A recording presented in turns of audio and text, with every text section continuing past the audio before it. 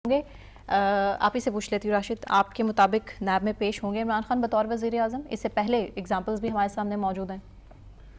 देखिए, हम तो रूल ऑफ लॉ की बात करते हैं। हम कहते हैं कि everybody is equal before the law.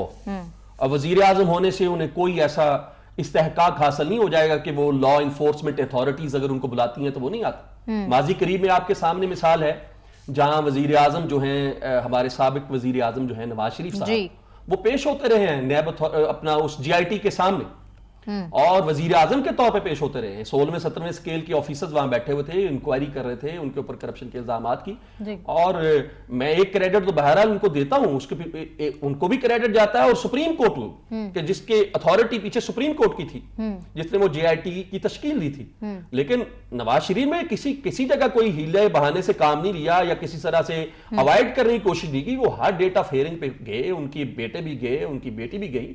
तो ये अब इमरान खान साहब के खिलाफ अगर कोई इल्जाम मौजूद है तो वो आज भी पेश हुए और आज जिस अंदाज से वो पेश हुए, मैं उनको अप्रिशिएट करना चाहता हूं कि बगैर किसी प्रोटोकॉल के गए हैं, वो गाड़ी में फिरते रहे हैं और उन्होंने बताया कि देख ले मेरे जाने की वजह से कहीं किसी जगह पे ट्रैफिक जाम नहीं हुआ, कहीं इशारों के ऊपर रोका नहीं गया, अवाम जो है वो पब्लिक को तंग नहीं किया गया।